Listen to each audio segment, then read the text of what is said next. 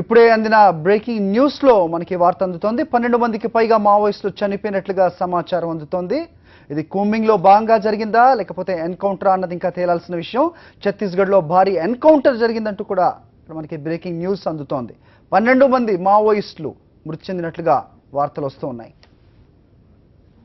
దీనికి సంబంధించి మరిన్ని అప్డేట్స్ మా కరెస్పాండెంట్ రాజుని అడిగి తెలుసుకుందాం. రాజు, చెప్పండి. నారాయణపూర్ జిల్లా అకాబీడాలో మావోయిస్టుల సమావేశం ఉన్నట్లుగా వార్తలు అందిన నేపథ్యంలో భారీగా ఎన్కౌంటర్ జరిగినట్టు తెలుస్తోంది. 12 మంది మావోయిస్టులు హతమైనట్టుగా వార్తలు అందుతున్నాయి. అప్డేట్స్ ఏంటి?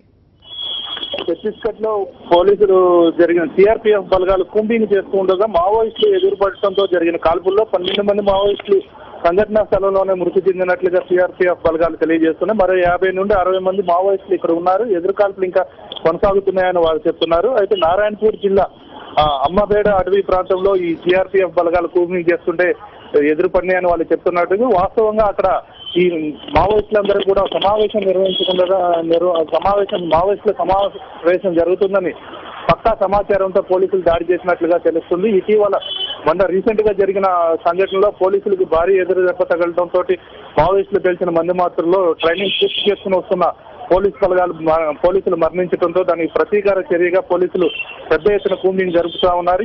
ఈ నేపథ్యంలోనే ఈ సంఘటన జరిగినట్లుగా భావిస్తా ఉన్నారు. ఇంకా మరింత సమాచారం అందాల్సి ఉంది. ప్రస్తుతం